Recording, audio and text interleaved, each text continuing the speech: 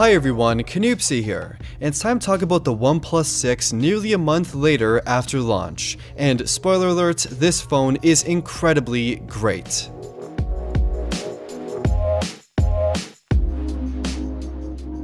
Now, OnePlus has always been known for ridiculously good phones at ridiculously good prices, and this year it's no different. The phone starts at $529 USD for the base model with 6GB of RAM and 64GB of storage, or $579 USD for 8GB of RAM and 128GB of storage, and that's the model I personally have. And each model actually has the Snapdragon 845 latest and greatest processor, so they're very fast devices. When you compare those prices to any other flagship devices on the market right now with a similar processor or set of specifications, this phone is definitely more affordable with little to no compromise. When you pick up this device with its all glass and metal build, you can't help but notice the amount of quality here. The shape of the phone fits perfectly in your hand with a nice weight, it's beautiful, but it is glass after all. It's kinda slippery, and if you drop it, you're not really gonna be too happy.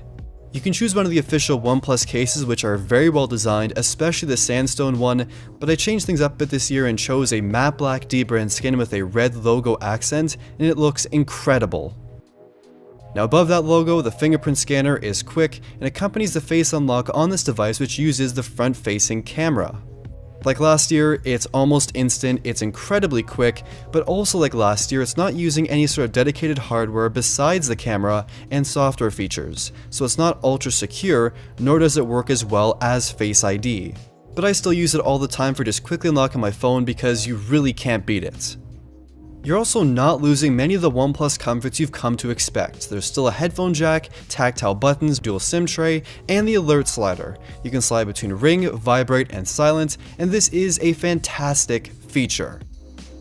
But there are a few things missing though. There is no full water resistance, just light resistance to water splashes or rain, and as fellow YouTuber Matthew Moan has demonstrated in his water test, a lot of water will damage this phone. There's also no wireless charging, and while there are no stereo speakers, the single speaker is just alright.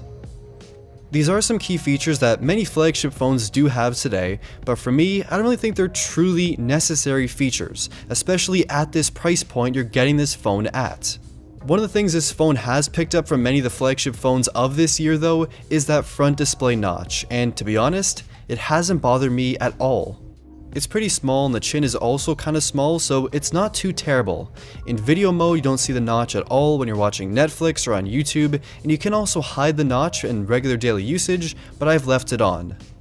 The reduced bezel of this device gives the phone a 6.2-inch 1080p AMOLED display at the same size as the OnePlus 5T from last year, just with more screen and less bezel, so no complaints here. It's bright, it's vibrant, great sharpness at 1080p, and I don't really have any major negatives about this display, but for some people it may just be a bit too big. Maybe one day we'll see a big OnePlus phone and a smaller OnePlus phone that comes available at the same time, but in this case, you're stuck with a bigger device this time around. I've said it before and I'll say it again, but 2018 flagship phones pretty much all feel fast, but this device is incredibly fast.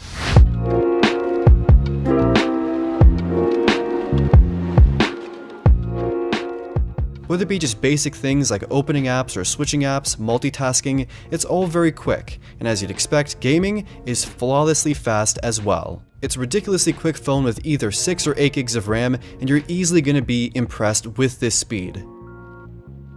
It's also due to Oxygen OS on Android 8.1, and it's tied with me for the Pixel launcher being the best Android experience. They're both really great versions of Android. And this is because of the overall design, the speed, and some of the useful additions, like the customization of various gestures or the usage of navigation buttons or swiping gestures for using the user interface. I much prefer the new gestures, but they're not really as smooth as the iPhone X, but they are still very well thought out. Other things like gaming mode and reading mode are small but useful, as well as the range of other small tweaks. There's also well-designed OnePlus applications in combination with the cleanliness and consistency of the software itself. Running the whole show, the 3300 mAh battery almost always gives me a full day of usage from 6 AM to around 10:30 at night, ending with around 15% on most days. And this is with my intensive usage of Netflix and YouTube watching, social media check-ins, emails, calls, and especially during this testing period, a lot of picture taking. If I don't use this phone too heavy, I can sometimes make it till noon of the next day, but don't expect any extremely groundbreaking battery life. It will definitely get you through a full day though. Of course, we also have the life-changing dash charging, which I first experienced last year, and it charges your phone up extremely quick. You do need to use the included wall charger and cable to take advantage of this speed, but in my opinion, having this fast charging makes up for the lack of wireless charging easily. Now, one of the things I definitely want to talk about here is the upgraded camera experience coming from the OnePlus 5T. The 5T's main cameras were good, but not super great or outstanding. Here the cameras are 16 megapixels for the main and 20 megapixels for the secondary, both at f1.7 aperture. And that second camera really isn't anything too special though, it's just mainly a depth sensor for portrait mode, and I do sorely miss a telephoto lens. But the main camera here at least has optical image stabilization, with pictures turning out fantastic in many situations.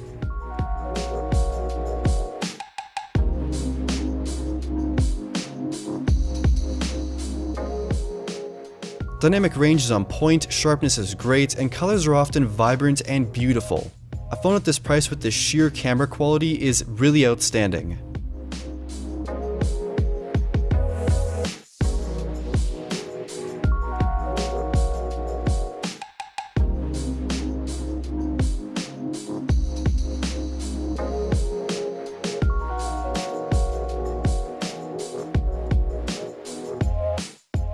Portrait mode here turns out excellent for a lot of objects and is okay with people too, but it is no Pixel 2 XL.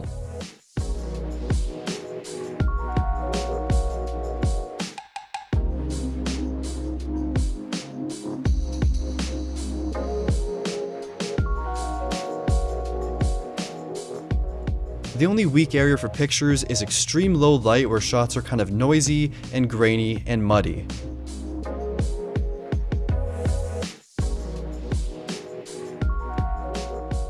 Selfies with a 16 megapixel front camera are great with good HDR and sharpness. Slow motion video at 480 frames per second in 720p is super cool, and you can actually keep recording for longer than just 6 seconds, unlike the Xperia XZ2 and Samsung Galaxy S9. 4K video up to 60 frames per second is usually quite nice, and the combination of electronic and optical stabilization results in a very natural looking, very stable video.